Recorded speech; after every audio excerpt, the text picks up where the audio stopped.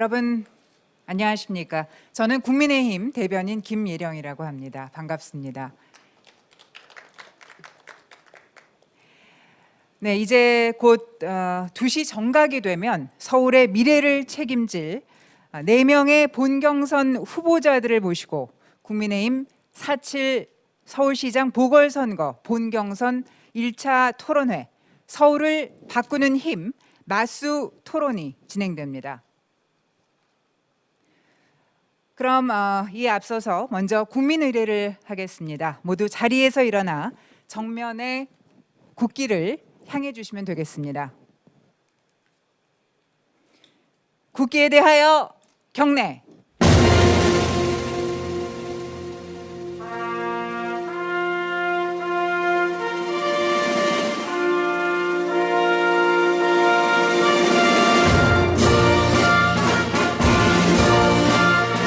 나는 자랑스러운 태극기 앞에 자유롭고 정의로운 대한민국의 무궁한 영광을 위하여 충성을 다할 것을 굳게 다짐합니다.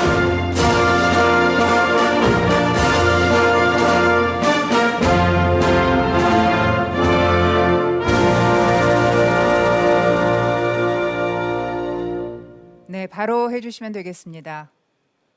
네, 앉아주시면 되겠고요.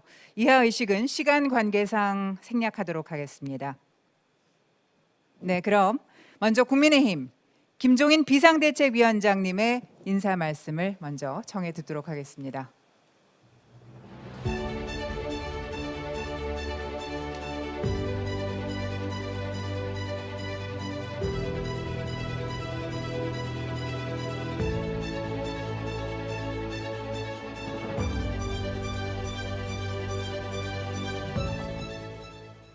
네, 먼저 이 본선에 오르신 4명의 후보들에게 축하의 말씀을 드립니다.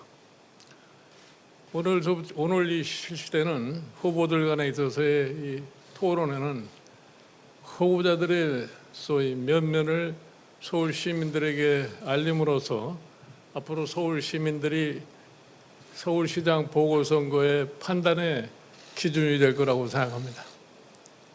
저는 이번에 실시되는 서울시장 보궐선거는 우리 국민의 힘으로서는 매우 중차대한 선거가 아닌가 생각합니다. 이번 서울시장 보궐선거에 국한할 것이 아니라 1년 후에 실시되고 있는 다음 대통령 선거에 가장 기초가 되는 벽돌을 쌓는 선거가 바로 이번에 서울시장 보궐선거라고 생각합니다. 잘 아시다시피 지난 4년 동안에 문재인 정부에 있어서의 실정이라고 하는 것은 오늘날 우리가 현실에서 명확하게 제대로 인식을 갖다 하고 있습니다. 이런 상태가 계속된다 할 것 같으면 과연 대한민국의 민주주의가 더 발전할 수 있고 대한민국이 더 번영할 수 있을 것인가에 대해서 매우 회의를 가질 수밖에 없습니다. 그래서 저는 이번 4월 7일 서울시장 선거를 반드시 국민의힘의 승리로 장식을 해서 내년도 대통령 선거에서 정권 교체를 위한 기초가 될 수 있는 선거라고 확신을 하고 있습니다. 아무쪼록 4분 후보자들께서 각자 본인들의 최대의 능력을 갖다가 토론회에서 발휘하시고 우리 국민의힘의 4 후보가 모두가 하나라고 하는 이런 생각에서 이 토론회를 갖다가 잘 맞춰주시기를 갖다가 부탁을 드립니다. 네, 감사합니다. 네, 박수 부탁드리겠습니다. 네, 다음은 주호영 원내대표님의 인사 말씀을 듣도록 하겠습니다.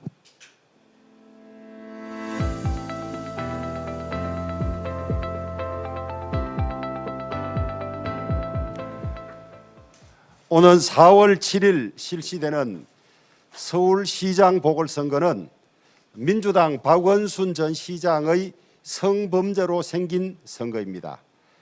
민주당은 부끄러워서 후보라도 내지 말아야 하는데 당헌까지 바꾸어 가면서 이렇게 뻔뻔하게 선거를 치르려고 하고 있습니다. 우리가 싸워야 할 대상은 문재인 정권, 민주당 정권의 무능, 오만, 내로남불, 그러고도 부끄러워할 줄 모르는 뻔뻔함입니다. 우리가 경계해야 할 것은 분열과 패배주의입니다. 현명하신 서울 시민들은 잘 아실 것입니다. 이 정권이 방역과 백신을 제대로 구했는가? 부동산 가격을 안정시켰는가? 정의롭고 공정한가? 이 서너 가지만 잘 판단하셔도 서울 시민들은 반드시 우리 당 후보를 선택할 것이라고 확신합니다. 후보 여러분들의 이 페어플레이와 단합을 호소합니다. 감사합니다. 네, 감사합니다. 박수 부탁드리겠습니다. 네, 다음은 정진석 공천관리위원장님의 인사 말씀을 듣도록 하겠습니다.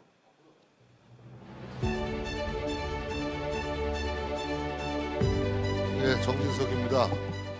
제가 어저께 부산에서 택시를 탔는데 택시 기사 양반이 어떻게 온게 저를 알아보시더니 선거 때문에 내려왔냐고 하시는 말씀이, 이번 보궐선거는 경부선 성범죄 선거라는 거예요. 경부선 성범죄 선거. 부산시장, 서울시장이 이 권력형 성비위로 인해서 치러지는 선거다. 그 말뜻은 결국은 이번 선거가 있기까지의 그 귀책 사유, 책임 소재는 민주당에 있다라는 이야기를 엄중하게 택시 기사님이 하십디다. 덧붙여서 하시는 말씀은 제발 좀 경험해본 나라를 다시 만들어 달라는 겁니다. 한 번도 경험 못 해본 나라를 만들려고 애쓰지 말고 경험해본 나라를 다시 만들어 달라는 게 일반 민심이고 민심의 목소리였습니다. 오늘 시도하는 1대1 스탠딩 맞수 토론은 우리 정당 경선 사상 처음 시도해보는 소통 방식입니다. 어차피 코로나 팬데믹 때문에 다중 집회가 허용되지 않는 상황 속에서 우리 유권자들과 소통할 수 있는 방식을 고민하다가 이런 방식을 택했습니다. 산무 토론회입니다. 격식도 없고 또 우리 드레스 코드도 없고 또 자료나 이런 준비 자료도 없고 산무 토론회입니다. 그래서 우리 후보들이 자유 토론을 열심히 해주시면 되겠고요. 오늘 마지막까지 선전해 주실 네 분 후보님께 정말 감사드리고 끝까지, 지금 많이 힘드실 거예요. 그러나 끝까지 우리 선전해 주시기를 부탁드리고, 여러분들의 오늘 토론에 많은 우리 서울 시민들이 우리 지켜보실 겁니다. 그래서 우리 서울의 미래에 대해서 우리 네 분의 후보들이 그리고 있는 정책 비전을 정말 열심히 설파해 주시면 많은 관심이 우리 국민의힘으로 쏠리지 않을까, 이런 기대를 갖습니다. 여러분 다 선전하시기 바랍니다. 감사합니다. 네, 감사합니다. 네, 이상으로 인사 말씀을 모두 마무리하도록 하겠습니다. 네, 아까도 그 말씀을 하셨지만은 여기 계신 이 네 분 개인 후보들 모두 오늘 그 개개인의 능력을 또 충분히 더 발휘하시고 또 모두가 하나 되는 그런 장이 됐으면 하는 그런 바람이 듭니다. 자, 이제 곧 맞수 토론을 시작할 텐데요. 유튜브를 통해서 보고 계신 많은 시청자 여러분들께서도 끝까지 함께 해주시고 또 응원해 주시면 감사하겠습니다. 네, 감사합니다.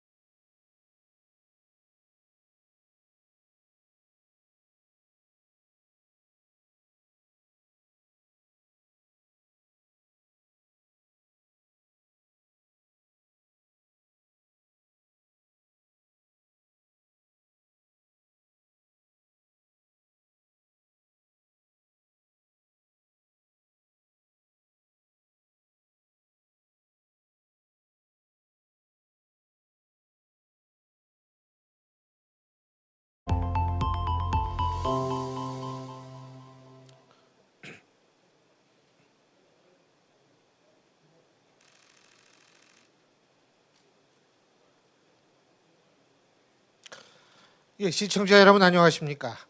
국민의힘 4.7 서울시장 보궐선거 국민의힘 본경선 첫 번째 토론회 사회를 맡은 신유리입니다. 서울을 바꾸는 힘 맞수 토론. 저희 토론회의 제목은 이런데요. 이 4월 7일에 실시된 서울시장 보궐선거의 중요성 이런 것들은 앞서 다 말들이 나와서 저는 다시 반복하지 않겠습니다. 예비 경선을 통해서 지금 총 4분의 후보가 선정이 됐죠. 그리고 이 후보분들은 미디어를 통해서 기호가 결정돼 있습니다. 제가 말씀드리자면 기호 1번 오신환 후보, 기호 2번 오세훈 후보, 기호 3번 나경원 후보, 기호 4번 조은희 후보. 이 4분의 후보자가 1, 2, 3차의 1대1 맞수 토론을 하고요. 마지막으로는 4분 후보자가 모두 모여서 토론을 하게 되는 합동 토론회, 이런 토론회를 거치게 되어 있습니다. 참고로 후보자들의 기호와 1대1 맞수 토론의 대지는 사전 추첨을 통해서 결정됐음을 말씀을 드리고요. 토론의 진행 방식은 국민의힘 공천관리위원회 결정임을 말씀드립니다. 오늘 첫 번째 토론회, 맞수 토론은요, 1부와 2부 두 차례에 나뉘어서 결정이 실시가 됩니다.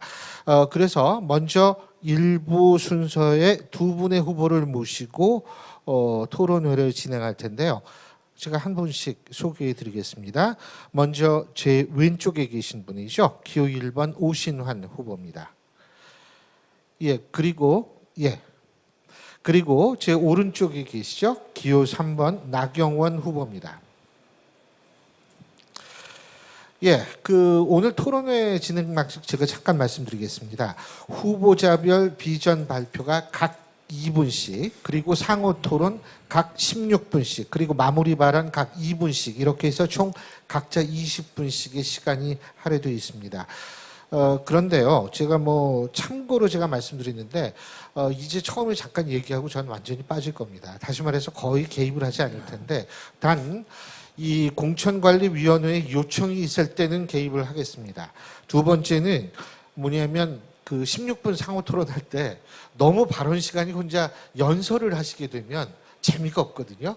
그래서 이 토론회의 관심과 재미를 좀 증가시키기 위해서 그때는 제가 개입하겠습니다. 참고로 말씀드리는데, 제가 예전에 이 지상파의 토론 프로그램을 진행할 때 제가 느낀 건데, 사람이 그 상대방의 얘기에 집중하는 시간은 대충 1분 30초라고 얘기를 합니다. 제가 1분 30초 동안 말씀하시라는 얘기는 아닌데, 그 정도로 간단하게 서로 주고받고 두 분이 논쟁을 하셔도 좋으니까 좀 그런 식으로 이루어졌으면 좋겠어서 제가 미리 말씀을 드리겠습니다.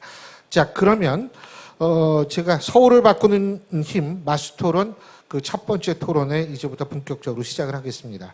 1부 순서죠. 자, 기호 1번 오신환 후보부터 이 비전에 대해서 말씀을 해주시는데요. 발언 시간 2분입니다. 제가 시간은 칼같이 끊겠습니다. 시작해 주시죠. 안녕하세요. 기호 1번 새로운 서울이 온다 게임 체인저 오신환입니다. 오늘은 먼저 이 자리에 오기까지 저를 성원해 주신 서울 시민 여러분, 또 당원 여러분께 진심으로 감사드립니다. 저는 오늘 서울의 미래에 대해서 이야기하려고 합니다. 지난해 주민등록상 대한민국 인구가 처음으로 2만 명 감소했습니다. 많은 전문가들이 2030년에 정점을 찍고 감소하리라고 예측한 것은 빗나가고 10년 앞당겨 현실이 되어버렸습니다. 문재인 정부의 부동산 정책, 또 일자리 정책, 그리고 저출산 정책의 실패가 낳은 대재앙입니다. 아시다시피 대한민국 합계 출산율이 0.92, 그리고 서울은 0.72입니다. 전 세계에 0점대 출산율을 갖고 있는 나라는 우리나라뿐이 없습니다. OECD 최하위 국가입니다. 20년 내 결혼 건수는 가장 최저를 기록했습니다. 정말 이대로 가다가는 우리 생산 연령 인구는 급감하고 또 노년 인구는 급증해서 우리 대한민국 경제와 재정에 큰 압박을 주고 최악의 상황으로 갈 것입니다. 하지만 역설적으로 인구수는 주는데 가구수는 늘어나고 있습니다. 정리해 주시죠. 아시다시피 지금 이런 상황으로 가면 매우 어렵습니다. 이제 서울의 새로운 미래를 만드는 일이 생겨야 합니다. 저 오신환이 그 역할을 하겠습니다. 예, 고맙습니다. 이제 기호 3번 나경원 후보 말씀해 주시는데요. 역시 시간 2분입니다. 제가 30초 정도 남았을 때 제가 사인을 드릴게요. 말씀해 주시죠. 존경하는 서울 시민 여러분, 안녕하세요. 나경원입니다. 이번 선거는 아픔과 눈물 위에서 시작됩니다. 나쁜 권력의 성폭력에 신음하던 피해자의 비명에서 시작되었습니다. 주변에서 이런 분들 많이 보실 겁니다. 그때 집을 샀어야 되는데, 또 빚 왕창 내서 가게 한번 시작하려고 했는데 코로나19 때문에 장사도 시작도 못 해본 그런 상인들, 젊은이들 보십니다. 일자리에서 내몰린 실직자들, 그분들의 고통, 분노, 좌절 위에서 이 선거가 시작됩니다. 대한민국과 서울은 병들고 있습니다. 잘못된 방향, 현실과 동떨어진 정책, 불공정, 비상식, 부정의, 시민들은 병들고 있습니다. 바꿔야 합니다. 정말 바꿔야 합니다. 저 나경원에게 믿고 맡겨주십시오. 19년 정치 생활 동안 한 번도 흔들림 없었습니다. 어려울 때 뒤로 물러서지 않았습니다. 늘 현장에 있었습니다. 약자의 아픔 누구보다도 잘 압니다. 지금 서울은 전시입니다. 위기를 돌파할 독한 해결 의지, 그리고 작은 아픔마저 잘 살펴보는 섬세함. 나경원이 독하게 섬세하게 해내겠습니다. 서울부터 정권 교체, 건강한 서울로 바꿔드리겠습니다. 이제 1,000만 서울 시민의 결정이 5천만 국민의 미래를 바꿉니다. 함께하면 할 수 있습니다. 감사합니다. 예, 고맙습니다. 자, 이렇게 해서 두 분의 비전 발표를 들었는데요. 이제 정말 백미편이라고 얘기할 수 있죠. 1대1 맞수 토론을 시작할 텐데요. 앞서 말씀드린 대로 각자 발언 시간은 16분입니다. 간단히 얘기한다면 발언 총량제입니다. 그래서 예를 들면 A라는 후보가 발언을 하고 있을 때 B라는 후보가 끼어들지 않습니까? 그래도 본인의 시간은 깎여 나간다는 점을 여러분께서 꼭 기억해 두시면 됩니다. 그리고 타이머 조작하시는 분들께서도 정신 바짝 차리고 시간을 정확히 계산해 주셔야 될 겁니다. 자, 그러면 시작해 보겠습니다. 1차 토론, 첫 번째 토론의 주제는 서울 현안입니다. 자, 누구부터 말씀하시겠습니까? 아주 아름다운 모습이 전개되고 있습니다. 서로 양보를 하시네요. 제가 아무나 먼저 하겠습니다. 하세요. 예, 오신환 후보. 나 후보님 지난 2월 5일 날 부동산 원더풀 7대 공약 발표하셨잖아요. 네. 그 원더풀에 대한 의미가 담겨 있는 것 같던데 먼저 설명을 좀 해주실까요? 원하는 곳에 더 많은 집을 질 수 있고 풀 건 풀겠다, 이런 이야기입니다. 네네. 예. 그때 이제 청년들과 신혼부부에게 대출 이자를 1억 1,700만 원 지급하겠다라고 최대한. 말씀을 하셨는데 사실 이게 퍼주기 논란이 있다 보니 그 이후에 반값 아파트, 임대주택의 반값 아파트에 입주하는 1만 명에 한해서 이제 대출 이자를 총 예산 3,600억을 지원하겠다, 이렇게 말씀하신 거잖아요. 제가 몇 번 설명드렸는데 제 네. 공약을 꼼꼼히 안 보신 것 같습니다. 처음부터 네. 제가 발표한 것은 토지임대부 주택에 대해서 네. 청년 반, 신혼부부 반이었고요. 최대한 받으면 1억 1,700의 이자 지원이었습니다. 예, 알고 있습니다. 그때 이제 보조금이라고 말씀하셨다가 나중에 이제 대출 이자라고 얘기를 하셔서 약간의 혼선이 있었던 건데요. 저는 어쨌든 이제 그 공약에 대한 방향성에 대해서는 저도 잘 잡았다고 생각합니다. 왜냐하면 기본적으로 주거 부담비를 줄여야 혼인율이 높아진다는 것은 기본 상식이니까요. 하지만 이제 3,600억을 지원할 때 이미 반값 아파트에 대한 재정 혜택을 받은 분들이 또다시 대출이자를 받는 거에 대해서는 중복 지원이다 이런 문제가 있거든요. 거기에 대해서는 어떻게 생각하십니까? 제 공약을 잘 이해 못하신 것 같아서 너무 자꾸 그때 이해 못한다 하지 마시고 다 안타깝고 이해하고 왜냐하면 있습니다. 계속 예. 똑같이 그런 말씀을 반복하기 때문에 네. 그렇게 말씀을 드리고요. 실질적으로는 이 토지임대부주택이라는 건 뭐냐, 민간 분양 아파트도 사지 못하는 분들이에요. 그분들에게 사다리를 두텁게 놔드리는 거다 이렇게 보시면 될 것 같습니다. 아까 모두의 저출산 말씀을 말씀을 잘 해주셔서 제가 너무 오늘 감명 깊었습니다. 네. 지금 서울의 가장 중요한 현안은 저출산 중에 하나, 저출산 중요합니다. 왜냐하면 문재인 정부 시작될 때 40만 명 태어나던 아이들이 지금 27만 명 태어납니다. 1년에. 네. 정말 이 저출산 문제는 대한민국의 위기인데 사실은 그 저출산하는 비혼 부부한테 물어보면 주거 안정 때문에 못한다가 여자든 남자든 두 번째 이유입니다. 그래서 이거는 기회의 사다리를 두텁게 해준다. 그런 면에서 의미 그러니까 있다고 생각을 합니다. 그 과정에 결과적으로 출산을 하면 아이를 낳으면 4,500만 원의 대출이자를 주겠다라고 1년에. 말씀하신 거잖아요. 1년에. 최대한. 그러니까요. 근데 최대한. 어쨌든 저출산 문제가 아까 대재앙이라고 얘기를 했는데 결과적으로 이렇게 현금으로 지원한다고 해결될 수 있는 문제라고 생각하지는 않을 거라고 생각해요. 그죠? 그러면 이제 말씀하신 대로 과연 저출산 문제를 어떤 식으로 해결하는 것이 가장 바람직한지 생각을 갖고 계신가요? 저출산 원인을 한번 보셨습니까? 네. 그 첫 번째가 남자의 경우에는 양육비 부담입니다. 두 번째가 주거 안정입니다. 여성의 경우에는 첫 번째가 자아 실현, 두 번째가 주거 안정입니다. 그래서 주거 안정을 위해서 토지임대부 주택을 짓는 경우에 그 경우에 이제 이자 지원을 최대한 해드리겠다는 것이고요. 제가 저는 말씀드린 2기가 되면 제가 두 번째 당선이 되면 민간 분양의 경우에도 일정한 요건 하에서 이자 지원을 좀 해드리는 걸 검토하고 있습니다. 그러니까 여성이 지금 말씀하신 대로 출산을 안 하느냐 자아 실현이 첫 번째로 나왔다고 말씀하셨잖아요. 아니 그런데 예. 그러니까 자아 실현이 첫 번째지만 두 번째는 그렇다는 것이고요.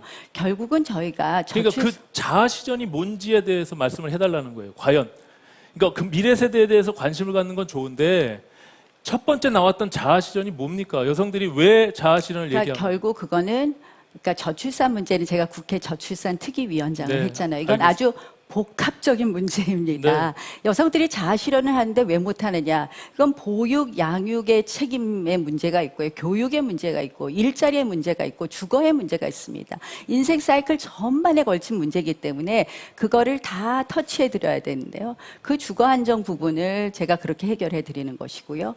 보육, 양육의 책임 부분은 제가 오늘 아침에도 다시 한번 강조했지만 서울에서 아이를 키우려면 적어도 1인당 한 40만 원 정도 아이 하나 키우는데 40만 원 정도는 있어야지 넉넉합니다. 근데 양육수당이 국가에서 나오는 건 20만 원밖에 안 되기 때문에 20만 원 정도 더 주는 것이 있고요. 그런 종합적인 대책이 다 마련되어야 된다. 이런 후보께서 얘기입니다. 말한 보육, 양육이라는 게 결국에는 여성의 자아 실현은 경력 단절에 대한 이야기를 하는 겁니다. 그것도 그래서 당연히 있죠. 예, 일가정 양립이 이루어질 때 그것이 해결될 수 있는 문제다라는 말씀을 드리는 거고요. 그런 의미에서 공공보육 이용률을 높여야 된다라는 말씀을 드립니다. 왜냐하면 프랑스의 경우는 우리보다 출산율이 2배가 높은데 기본적으로 공공보육이 98%를 실현했거든요. 그 부분에 대한 생각은 어떻게 갖고 계십니까? 저도 동의합니다. 네. 그래서 그런 부분도 같이 보강을 하고요. 저는 근데 이제 오신환 후보께서 이 청년수당, 청년 정책에 대해서 관심이 많으신 것 같아요. 네. 근데 아마 청년수당을 주장하시는 것도 어떻게 보면 청년이 좀 더 안정적으로 되어야지만 이 저출산 문제하고도 연결이 된다 이렇게 생각하신 것 같은데 네. 청년수당 제가 내용을 잘 모르겠더라고요. 그러니까 54만 청년수당을 5천 원씩 제가, 2년 동안 주장하신 거죠. 한번 말씀을 조금 화제를 해주시죠. 좀 바꾸셨는데 아까 말씀드린 기본적으로 경력 단절과 관련한 그 공공보육이 우리 서울시가 지금 공공보육 이용률이 얼마인지 아십니까? 올해? 이제 43% 정도 됩니다. 뭐 수치를 제가 묻고자 하는 건 아니니까. 그러니까 올해 51개를 더 만들어서 46%를 달성하고 제가 만약에 서울시장이 되면 이 공공보육률의 이용을 기본적으로 7, 80%까지는 올려야 된다. 이런 생각을 갖고 있습니다. 지금 청년수당 말씀하셨는데요. 기본적으로 지금 서울시가 하고 있는 청년수당 제도가 있는데 한 2만 명 정도를 50만 원씩 300만 원 한도에서 주고 있거든요. 근데 제가 말씀드린 것은 지금 코로나 팬데믹 이후에 가장 지금 고통받고 있는 세대가 2030 세대라는 것이 작년에 한국은행에서 발표한 분석 자료에 있습니다. 일자리를 잃고 또 실업수당도 끊긴 분들에 한해서 한계에 대해서 지원하는 그런 제도를 말씀드린 거고요. 이게 2년의 한시적인 지원이기 때문에 1인 생계비가 지금 109만 원입니다. 2021년도에. 거기에 50%, 54만 5천 원까지 캡을 씌워서 지원하는 그런 제도라는 것을 말씀드리는 겁니다. 근데 재원이 엄청난 재원이 드는 것으로 추산을 하신 것 같아요. 네. 3조가 넘는 재원인데 3조 그거 5천억은 어떻게 2년치에 한정돼 있는 거고요. 재원 기본- 마련을 어떻게 하시려고 그러나요? 그러니까요. 지금 그 3조 5천억 원의 재원을 2년 동안 어떻게 마련하시겠냐는 말씀입니다. 순트론 재원을 6조를 마련하신다고 했는데 그건 어떻게 마련하실 거예요? 제가 먼저 말씀드릴게요. 아니, 답을 그러니까 먼저 말씀하시죠. 1년에 한 1조 7천억 정도 되는 예산인데요. 그것은 우리가 2년의 한시적인 재원들을 제가 공약한 것이기 때문에 10년의 재정 계획들을 세워서 한 1년에 3,500억씩 그것을 줄여나가면 충분히 가능한 재원이다라고 말씀을 드리는 거고요.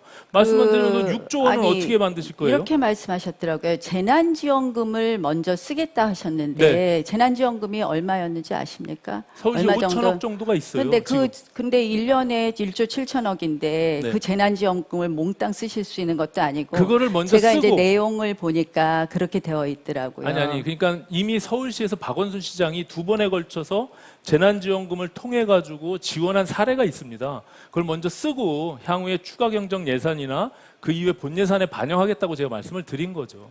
그러니까 공약을 제대로 안 보신 건데 아까 말씀드린 그런 숨트론 6조 원 기금은 어떻게 만드실 거예요? 저는 1조 7천억에 대해서 말씀을 드렸는데 6조 원은 어떻게 만드실 거예요? 순세계 잉여금만 해도 2조 5천억 원이 됩니다. 그래서 순세계 잉여금을 기본으로 해서 거기에 실질적으로 이 재정 다이어트를 하면 충분히 만들 수 있다는 것이 저희가 그게 예산 더 추경에 모호하죠. 나왔는데요. 제가 1조 7천억 만드는데 그것을 문제 제기하셨는데 네, 중요한 6조 거는 원을 어떻게 1년에 만듭니까? 그러니까 순세계 잉여금을 기준으로 해서 제가 만든다고 했고 발표하신 내용을 보면 재난지원금을 기본으로 하겠다. 모자란 것은 지방채를 발행하겠다. 이렇게 돼 있으시더라고요. 지방채 얘기는 꺼낸 적도 없고요. 제가 읽은 거에는 예, 그렇게 되어 잘못 알고 있더라고요. 계신 거예요. 예. 제가 읽은 거예요. 제가 그래서 재난지원금을 먼저 사용하고 부족한 부분들은 추경 예산이나 본 예산에 반영하겠다 이렇게 말씀을 드렸죠.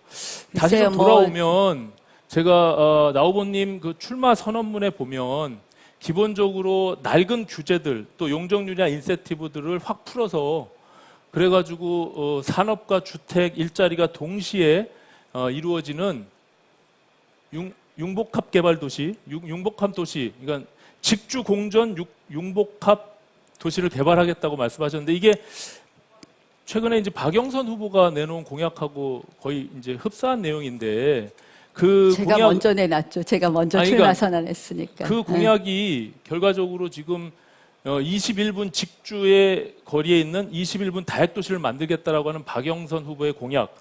나 후보님도 굉장히 비판을 많이 하셨고 저도 마찬가지인데 그 박영선 후보의 공약과 무엇이 다른 것인지 그걸 한번 설명해 주실까요? 갑자기 이제 주제를 아까 재난지원금 5천억 중에를 갖고 1조 7천억 만드신다 해서 제가 그거 여쭤봤더니 갑자기 주제가 확 바뀌어 버렸는데 네. 청년을 도와드리는 거는 좋지만 사실 이제 제가 드리고 싶었던 말씀은 대상을 22만 명으로 하셨더라고요. 지나치게 대상이 많은 것 아닌가. 그다음 두 번째 그것이 과연 실현 가능한가를 지적하고 싶었다는 말씀을 드리는 것이고요. 직주 공존도시 어떻게 보면 이거는 제가 보기에 앞으로 추구해야 될 도시의 방향입니다. 왜냐하면 이제 사람들은 특히 포스트 코로나 시대에는 집과 직장이 가깝기를 원합니다. 그래서 저희가 지난번에 동북권 개발에 관한 말씀을 드렸습니다. 태능에 AI 디지텍 허브를 만들고 그리고 창동기지에 바이오 쭉 이렇게 저희가 발표했는데 그쪽이 직주 공존 도시의 핵심 지역으로 선정이 될 것 같습니다. 제가 질문 드린 대로 그게 박영선 후보가 얘기하는 21분 다핵도시와 과연 무엇이 다른 거냐는 거죠. 기본 컨셉은 거의 흡사한 내용이에요. 두 분이. 그게 저는 사실 다핵도시 자체를 반대하지 않습니다. 이거는 서울이 가야 될 방향이고 지금 모든 도시가 가야 될 방향입니다. 결국은 각자의 직장과 주거가 가깝게 있고 그리고 거기서 모든 생활을 해결할 수 있는 쪽으로 가야 되는데 저희는 근데 그걸 다핵도시라는 표현을 굳이 쓸 필요 없다. 이미 서울은 지금 3도심으로 시작해서 생활 권역까지 하면은 사실 25개구가 다 골고루 그런 이 핵을 가지고 발전해야 된다고 생각을 하고요. 그러니까 컨셉은 거의 박영선 후보와 같은 거군요. 박영선 후보와의 차이점은 실질적으로 이제 박영선 후보가 21개 다핵을 인위적으로 만든다면 네. 우리는 이미 있는 역세권이라든지 이런 것을 중심으로 하겠다. 이런 점이 차이가 있겠죠. 또 한 가지는 후보님 그 역세권 말씀하셔서 역세권 대학가에 지금 말 반값 아파트를 1만 호 공급하겠다라고 한 게 아까 원더풀 공약이거든요. 그 서울시의 공공택지가 역세권 주변에 어디에 있어서 1만 호를 역세권에서는 네. 역세권을 개발하게 하면서 용적률을 높여주고 그 중에서 일정 부분을 기부 체납 받는 방식으로 할 것이고요. 그리고 토지임대부 주택은 그쪽보다는 실질적으로 지금 차량 기지라든지 이런 것을 통해서 개발하는 부분을 사용하는 것이 더 많다. 원더풀 이렇게 공약에 보시면 됩니다. 총 10년 동안 70만 호 공급을 말씀하셨어요. 거기에 보면 공공임대가 20만, 아까 25만. 말한 20만, 그리고 10만 호가 지금 반값 아파트 공공 분양입니다. 그러면 그 총량이 30만 호거든요. 박영선 후보가 지금 제시한 공공 분양 30만 호와 크게 다르지 않아요. 40만 호만 이제 민간을 얘기하신 겁니다. 그러면 기간이 다르죠. 왜 10년하고 5년이지만 기간이 다르죠. 박영선 후보의 공공 분양을 비판하실 때 여의도 면적의 17배가 필요한 면적이 어디 있냐. 그거 굉장히 비현실적이다. 굉장히 뻥공약이다. 이렇게 말씀하셨는데 결국에는 30만 호, 공공임대와 공공분양 30만 호는 똑같단 말이에요. 박영선 후보는 공공분양 30만 호고. 그런 점에서는 어떻게 다른 거죠? 공공분양과 공공임대는 엄청난 차이가 네. 있죠. 공공분양은 분양을 해버리는 거죠. 그런데 실질적으로 제가 드리는 말씀은 5년이냐 10년이냐가 엄청난 차이가 있고요. 민간의 분양을 활성화하는 과정에서 거기서 나오는 기부채납 받는 토지가 있다. 이런 체납만 말씀도 가지고 어떻게 그걸 30만 원을 채웁니까? 한번 계산을 나중에 해보세요. 제가 자세히 네. 설명을 드리면 그러면 좋습니다. 네. 그럼 민간이 제가 그러면 거꾸로 좀 질문을 하나 한 하죠. 가지만 더 물어볼게요. 네. 그 원더풀 공약의 지금 취지가 민간의 시장이 너무 규제 일변도여서 공급이 부족하기 때문에 그것을 늘려나가겠다라고 하셨는데 지금 문재인 정부의 작년에 민간 주택 공급 실적이 얼마인지 아십니까?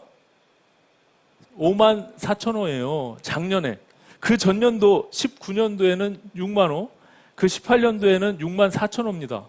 그런데 어떻게 나경원 후보님은 10년 동안 40만 호라고 하면 1년에 4만 호인데 오히려 앞뒤가 거꾸로 됐잖아요. 공급을 민간주택 공급을 활성화하신다고 하면서 결과적으로 지금 문재인 정부보다 2만 호가 더 적은 민간주택을 공급하겠다고 하시니 그게 기초설계가 도대체 어떻게 된 것인지 그거에 대해서 한번 해명을 해주시죠.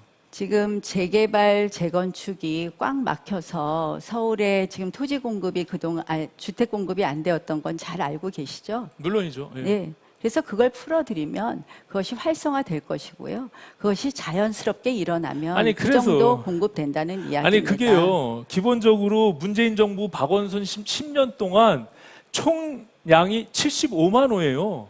예, 10년 동안. 그런데 어떻게 민간주택을 10년 동안 40만 호를 공급하겠다고 말씀을 하시니 모든 규제 풀어서 민간 활성화하고 재건축, 재개발을 활성화해서 공급량을 늘리겠다고 하셨는데 오히려 거꾸로 가잖아요. 지금 박원순 10년 동안 제가 보기에는 2분의 1로 공급을 하겠다는 겁니까? 제가 보기에는 서울의 주택 공급량에 대한 통계 수치가 조금 차이가 아니에요. 있으신 것 같습니다. 국토부에서 발표한 자료를 제가 보고서 말씀드립니다. 제가 지금 보면 네. 서울에 20년 이상 된 주택이 얼마나 되는지 아십니까? 네. 45%입니다. 네. 그리고 서울에 30년 이상 된 주택이 17%입니다.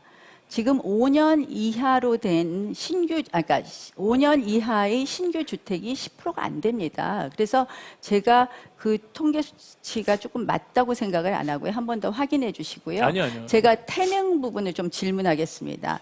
그 오신환 후보의 주택 공급에 보면 태릉에 주택을 공급하겠다 하셨습니다. 태릉 골프장에. 네. 그렇게 그린벨트를 훼손하는 거 맞다고 생각하십니까? 저는 이제 그게 제가 공약한 무주택 서민들이나 청년들의 주거 사다리를 만들겠다는 취지의 반반 아파트 공약이거든요. 그게 기본적으로 저는 지금 나 후보님 말씀하신 것처럼 너무 비현실적인 또 기초 설계가 잘못돼 있는 그런 숫자를 공약하는 것 자체가 저는 그건 무의미하다.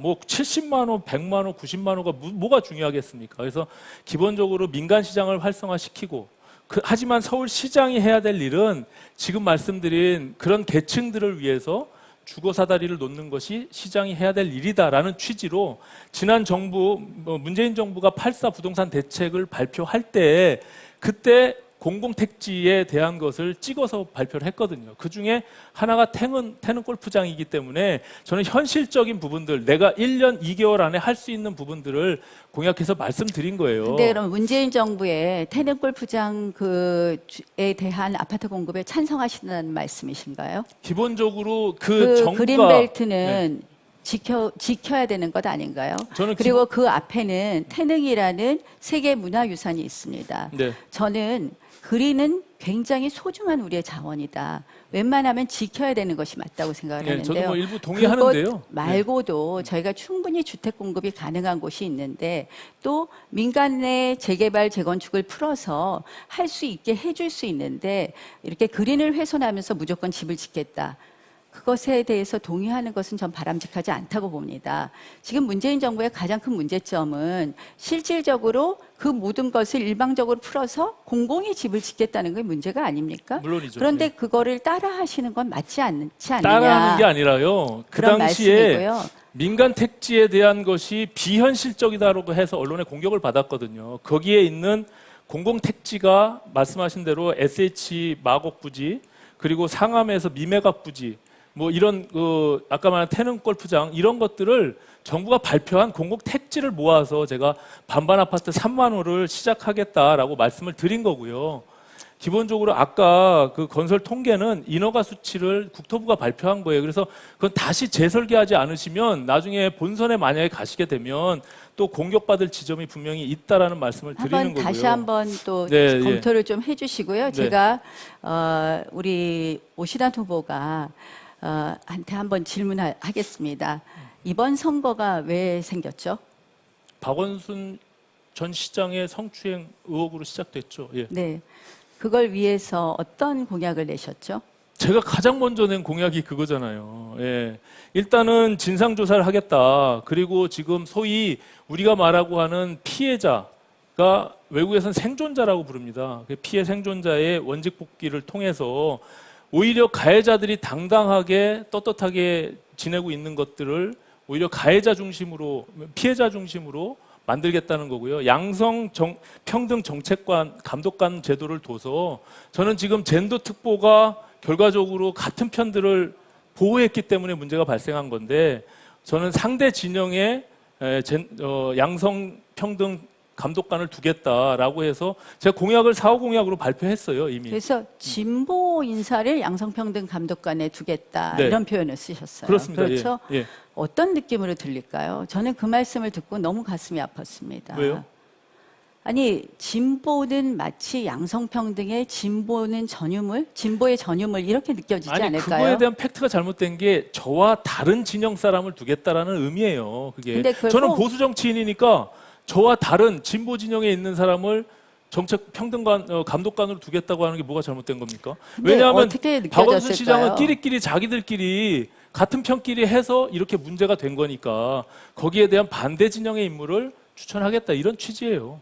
그게 근데 뭐가 이제 이상? 느낌이 네. 진보 진영만 양성평등에 있어서 그동안 늘 진보 진영이 성평등 아니요, 이런 아니요. 부분에 대해서 제가 앞서서 말씀드렸잖아요. 얘기했는데 네. 사실은 위선으로 드러났잖아요. 그러니까 제가 위선으로 말씀드리는 것은 드러났는데 거기에 제가 신지혜라고 하는 신지혜 대표까지 실명을 거론하면서 허락한다면 제가 추천하겠다라고 말씀드린 거예요. 그 취지가 저와 다른 진영에 있는 사람으로 인해서 시장도 개입 못하고 시장의 측근들도 개입할 수 없도록 만들겠다는 그런 제도와 시스템을 말씀드린 거지, 제가 진보 진영만이 양성평등을 할 수 있다라고 말씀드린 건 아니에요. 그 취지를 잘못 이해하셨고요. 그렇다면 다행입니다만 네. 이렇게 우리가 이렇게 언론에 받아들이기에는 마치 진보는 성평등에 앞장서고 있다 이런 느낌으로 들리는 아니에요. 부분이 잘못 있었습니다. 읽으신 거예요. 공약 전체를. 예. 제가 이제 경쟁력과 리더십 관련해서 한마디 좀 여쭙겠습니다.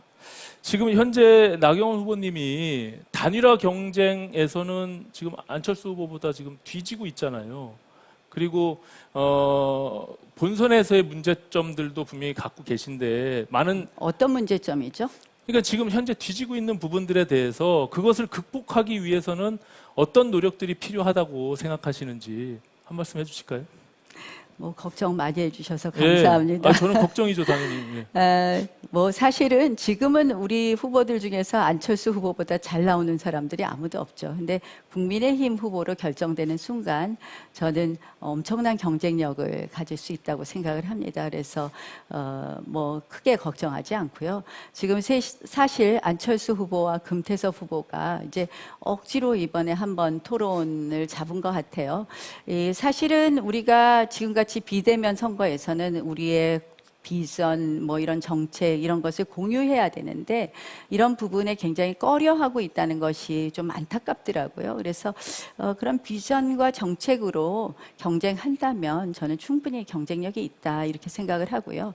제가 이렇게 말씀드렸어요. 이제는 이게 우리가 이 야권 단일화를 한다는 것은 국민들의 어떻게 보면 정권 교체에 대한 열망을 담아보겠다는 거 아닙니까? 그래서 그러면 이 야권 단일화가 단순히 반문연대로 그쳐서는 안 된다. 그래서 제가 드린 말씀이 자유주의 상식연대를 만들어야 된다. 그래서 우리가 그것으로 일종의 플랫폼을 만들어야 된다라고 말씀을 했습니다. 결국 이 정부의 이런 반자유적이고 포갑적인 이런 정치에 대해서 어떻게 보면 우리의 모든 분야에서 자유를 회복하고 또 비상식을 상식으로 바로잡는 그런 연합을 이야기했고 그것이 야권 연대하고 야권 단일화 후보를 만들어 나가는 과정도 그거의 하나이다. 그래서 정말 오른쪽에서 우리 뭐 시대정 안에 우리 조정훈 후보까지도 같이 이렇게 얘기하면 좋겠다고 말씀을 드렸고요. 그래서 금태섭 후보하고도 얼마 전에 그에 대해서 논의를 했고 어제는 또 조정훈 후보하고도 우연히 통화하게 되기도 했습니다. 이제 그런 문제의식을 갖고 계신 게 기본적으로 이번 선거가 중원의 싸움이 너무 중요하다 이렇게 생각하고 계신 거죠. 결국에는 확장을 해야지만이 우리가 이길 수 있는 거 아니겠습니까? 그런데 함께 하는 세력이 다 같이 해야 되는 거죠. 그런데 이제 아시다시피 우리가 강경보수의 깃발을 들고 결국에는 승리할 수 없다는 것은 나 후보님도 알고 계신 거 아닙니까? 네.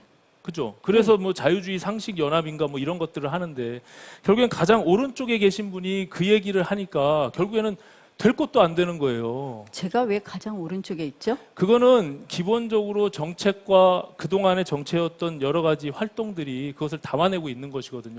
잘 이해가 안 되는데요. 저는 사실은 뭐 늘 그 정치학회에서 조사하는 거 보면 제가 우리 당의 의원들 중에서 오히려 중간에 가까운 이념 그런데 왜 성향으로 모든 나오기도 언론에서 또 일부에서 지적하듯이 확장력의 한계, 중도 확장력에 대한 부분들을 문제 제기하는지, 그래서 그 아이디어를 내신 게 기본적으로 자유주의 상식연합 아니겠습니까? 아이디어가 아니라 저의 소신입니다. 지금 우리는 그럴 때라고 생각을 합니다. 그래서 야권 단일화를 하는 것 아닙니까? 이제 자꾸 강경보수 하시는데 네. 그러면 아마 재작년에 원내대표 시절에 우리가 저항했던 것을 말씀하시는 것 같은데요. 네. 그러면 조국 사태 때 온 국민이 광화문으로 나갈 때 우리는 가만히 지켜보는 게 맞았을까요? 아니 그러니까 거기에 대해서 답을 좀 해보십시오. 그 패스트 그걸 트랙 갖고 얘기를 자꾸 강경보수라고 제가 하시는데 원내대표일 때 또 아니 조국 조국 원내대표 때 사태 때 말씀하시는데 우리는 그냥 쳐다보고 있는 게 맞았을까요? 저는 국민의 흐름에 우리가 같이 했다고 생각을 합니다.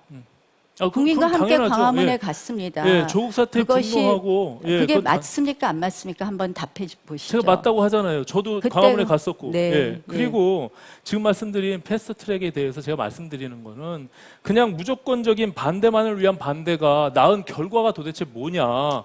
결국엔 연동형 비례제는 기본적으로 코미디가 돼버렸고, 예, 위성 정당으로 인해서. 그리고 공수처는 가장 최악의 상황으로 통과가 돼 버렸잖아요.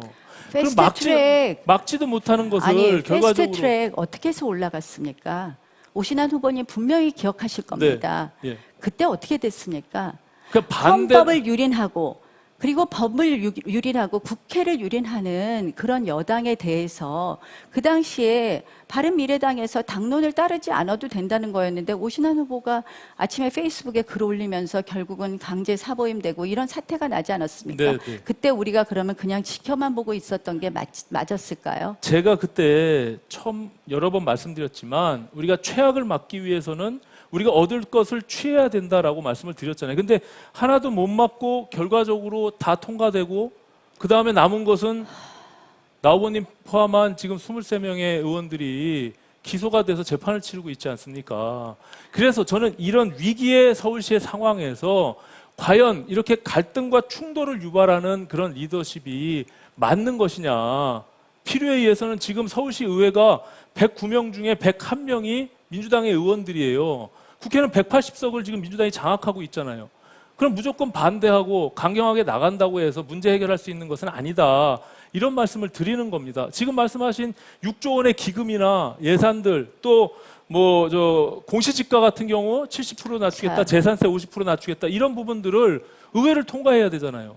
그러면 그건 어떻게 통과시킬 겁니까? 패스트트랙 한마디만 더 말씀드리겠습니다. 오신환 후보가 그날 아침에 글만 올리시지 않고 조용히 강제 당론이 아니었으니까 조용히 가서 반대 투표만 하셨으면 그런 헌정 유린이 일어나지 않았을 겁니다. 다시 한번 안타깝다는 말씀을 그런 드리고요. 거짓말하는 정치는 할 수가 없어요. 그건 말이 안 되는 다시 거죠. 한번 안타깝다는 말씀을 네. 드리고요. 정말 그래서 이런 사단이 일어나고 국회가 이렇게 정말 무력화되는 사단이 일어났습니다. 저는 이렇게 생각을 합니다. 우리가 헌법을 유린하는 것에 대해서는 맞서야 됩니다. 그러나 시민의 삶을 위하는 것에는 우리가 충분히 같이 공감을 이끌어내고 같이 저는 할 수 있다고 생각을 합니다. 그래서 저는 제가 4선 의원으로서 정치한 그 정치 경험이 민주당 시의원들을 설득하고 또 그리고 우리가 때로는 시장이란 자리가 단순히 시장의 그 지위에서만 할 수 있는 게 아니라 국회를 설득해서 법도 바꿔야 되고 또 정부를 설득해야 되고 국무위원으로 참석해서 이야기도 해야 됩니다. 그래서 저는 그 저의 4선의 정치 경험이 충분히 잘 녹아져서 시민의 삶을 위한 시정의 협치를 이끌어낼 수 있다고 생각합니다.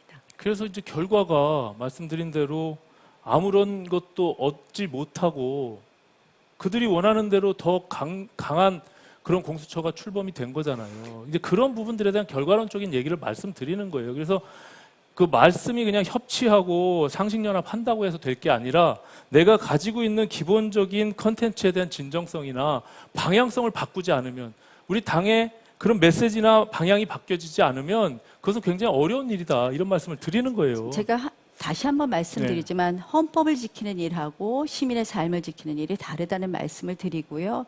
그때 제가 또 끝까지 원내대표를 마치지 못해서 제가 정말 안타깝게 생각합니다. 아마 기억하실 겁니다. 제가 마무리를 못했고 그래서 더 최악이 된 것은 지금도 가슴 아프게 생각합니다.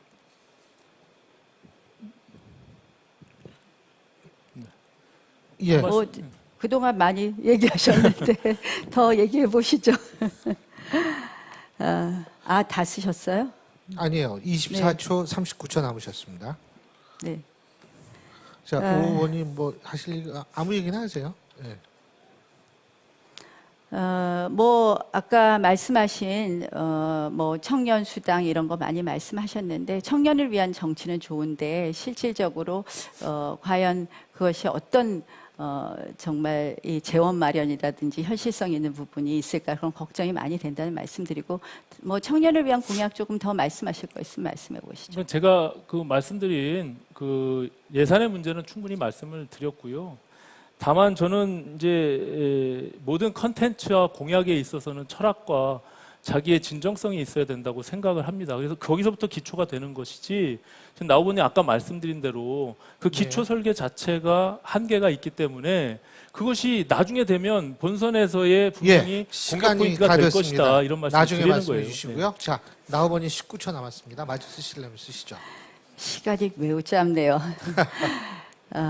오 후보께서 자꾸 저의 진정성, 또는 몰상식, 심지어 저를 아주 나쁜 용어로 비판도 하셨어요. 뭐 오늘은 어떤 그 용어? 말씀 안 하셨는데 나경영이라고 말씀도 하시지 않았습니까? 저는 그게- 이제 우리끼리 좀 제대로 비판하셨으면 하는 예, 생각해봤습니다. 고맙습니다. 시간이 다 됐고요. 자, 이 두 분 근데요. 제가 이렇게 두 분 토론하는 거 보면서 이 두 분이 처음 이렇게 보여주시는 거 아니에요? 제가 볼 때 형식적으로는 바로 이렇게 하는 것이다라는 걸 너무나 잘 보여주신 것 같습니다. 두 분 합해서 40분 동안 정말 수고 많이 하셨고요. 자, 서울시장 보궐선거 국민의힘 후보 경선 앞두고 저희가 일부 마지막 마무리하기 전에 두 분의 마무리 발언 들어야 될 순서인데요. 자, 순서에 따라서 이번에는 기호 3번 나경원 후보께서 마무리 발언해 주시는데 시간은 2분입니다. 시작해 주시죠. 시간이 너무 짧은 것 같아요. 진정성과 비전 자꾸 말씀하시는데 진정성과 비전이 잘 전달됐는지 아쉬움이 많다는 말씀을 드립니다. 오신환 후보가 오늘 저를 막 이런저런 질문을 했는데 그 딱 한 가지라고 생각해요. 좋은 서울시장 만들자 이런 의도셨죠? 그래서 정말 이 좋은 시장, 그거는 시민을 위한 시장일 겁니다. 그런데 그동안 시장이란 자리가 사실은 역대로 대통령 하고 싶은 분들의 어떤 야망의 선전장으로 돼버린 적이 많았습니다. 그래서 시민의 삶은 외면되고 또 도시는 정체되기도 했습니다. 그래서 사실 지금 현실을 보면 위험한 주택가의 주민이 방치되기도 하고 기업은 없어지고 일자리 없어지죠. 또 도로는 그대로 막히죠. 먼지, 소음 정말 답답합니다. 정말 시민이 소외되고 우리 도시가 이렇게 멈춰진 것 이거 진짜 바로 잡아야 됩니다. 어떻게 바로 잡아야 될 것인가. 정말 우리가 거기에 할 수 있는 것은 보여주기, 행정 이런 것이 아니라 정말 시민을 위한 시장이 되어야 된다 생각하고 전 나경원이 하겠습니다. 시민을 위한 시장. 그래서 여러분들을 편안한 일상으로 초대하겠습니다. 미래를 꿈꾸는 도시 서울로 만들겠습니다. 보여주기 행정, 자기 나눠먹기 그런 행정 안 됩니다. 서울부터 정권교체, 건강한 서울 나경원이 여러분들과 함께 만들겠습니다. 예, 고맙습니다. 자, 이제 기호 1번 오신환 후보 마무리 발언해 주시는데 역시 2분입니다. 네, 서울 시민 여러분 오늘 토론 어떻게 보셨습니까? 이번 선거는 야당이 반드시 이겨야 합니다. 이기려면 바꿔야 합니다. 사람을 바꿔야 우리가 10년 전의 실패를 서력할 수 있습니다. 이번 선거는 그 어느 때보다 중원의 싸움이 매우 중요합니다. 시민들의 아픔을 이해하고 청년들과 같이 호흡할 수 있는 그런 젊은 후보가 나서야 합니다. 강경보수의 깃발로 과거로 돌아가면 10년 전의 실패를 다시 할 수가 있습니다. 정치력이요? 정치력은 인지도에 비례하는 것이 아닙니다. 그리고 강한 리더십은 충돌과 갈등을 유발하는 리더십이 아닙니다. 서울 시민들의 고통과 욕구를 가슴으로 이해하며 공감할 수 있는 공감 능력, 그리고 현실의 문제를 이해하고 풀어갈 수 있는 문제 해결 능력이 필요합니다. 저 게임 체인저 오신환에게 기회를 주십시오. 변화와 혁신을 통해 반드시 승리하겠습니다. 저 오신환 코로나 사태로 시작한 K-양극화에 대해서 서울 시민들의 삶을 지키는 따뜻한 시장이 되겠습니다. 그리고 무주택 서민들, 청년들에게 주거 사다리를 만들겠습니다. 자영업 소상공인들의 폐업 공포로부터 삶을 지키겠습니다. 도시를 살리고 일자리를 만들고 사람을 키워내겠습니다. 서울의 미래는 오신환입니다. 미치도록 일하고 싶은 저의 손을 꼭 잡아주십시오. 대단히 고맙습니다. 예, 고맙습니다. 마무리 발언은 두 분께서 시간을 한 20초씩 들 써주셔가지고 진행하는 입장에서 볼 때 굉장히 고맙거든요. 어쨌든 두 분 40분 동안 말씀하시느라고 입도 많이 마르시고 근데 제가 아까도 말씀드렸지만 형식적으로는 굉장히 성공적인 토론이었다라고 생각을 합니다. 자, 이 서울을 바꾸는 서울을 바꾸는 힘 마스토론 1부 순서는 그러면 여기서 줄이겠습니다. 오신환 후보, 나경원 후보 두 분 다 수고 많이 하셨습니다. 자, 그러면 저는 잠시 후 2부에서 다시 뵙겠습니다.